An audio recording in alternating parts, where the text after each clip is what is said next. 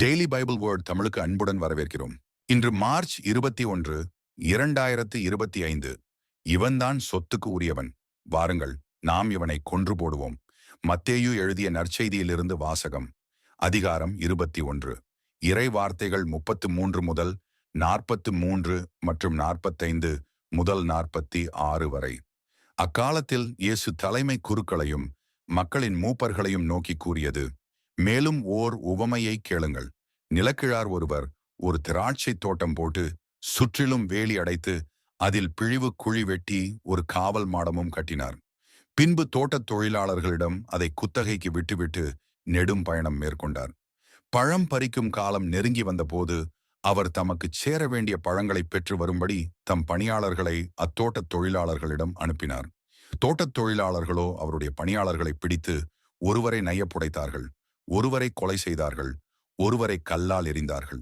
மீண்டும் அவர் முதலில் அனுப்பியவர்களை விட மிகுதியான வேறு சில பணியாளர்களை அனுப்பினார். அவர்களுக்கும் அப்படியே அவர்கள் செய்தார்கள். தம் மகனை மதிப்பார்கள் என்று அவர் நினைத்து கொண்டு அவரை இறுதியாக அவர்களிடம் அனுப்பினார். அம்மகனை கண்டபோது தோட்டத் தொழிலாளர்கள், இவன்தான் சொத்துக்கு உரியவன், வாருங்கள், நாம் இவனை கொன்று போடுவோம், அப்போது இவன் சொத்து நமக்கு கிடைக்கும் என்று தங்களிடையே பேசிக்கொண்டார்கள். பின்பு அவர்கள் அவரை பிடித்து திராட்சை தோட்டத்திற்கு வெளியே தள்ளி கொன்று போட்டார்கள். எனவே திராட்சை தோட்ட உரிமையாளர் வரும்போது அத்தொழிலாளர்களை என்ன செய்வார் என இயேசு கேட்டார். அவர்கள் அவரிடம், அத்தீயோரை ஈவிரக்கமின்றி ஒழித்து விடுவார். உரிய காலத்தில் தமக்கு சேர வேண்டிய பங்கை கொடுக்க முன்வரும் வேறு தோட்டத் தொழிலாளர்களுக்கு அத்திராட்சை தோட்டத்தை குத்தகைக்கு விடுவார் என்றார்கள். இயேசு அவர்களிடம், கட்டுவோர் புறக்கணித்த கல்லே கட்டடத்துக்கு மூலைக்கல்லாயிற்று. ஆண்டவரால் இது நிகழ்ந்துள்ளது, நம் கண்களுக்கு இது வியப்பாயிற்று என்று நீங்கள் மறைநூலில் ஒருபோதும் வாசித்தது இல்லையா? எனவே உங்களிடமிருந்து இறையாட்சி அகற்றப்படும்.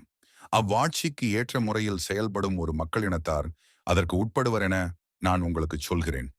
தலைமை குருக்களும் பரிசேயரும் அவருடைய உவமைகளை கேட்டபோது தங்களை குறித்தே அவர் கூறினார் என்று உணர்ந்து கொண்டனர்.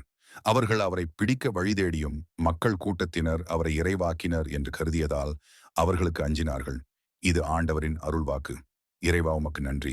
தினசரி நற்செய்தி வார்த்தைகளுக்கு daily Bible words Tamil channel subscribe பண்ணுங்க.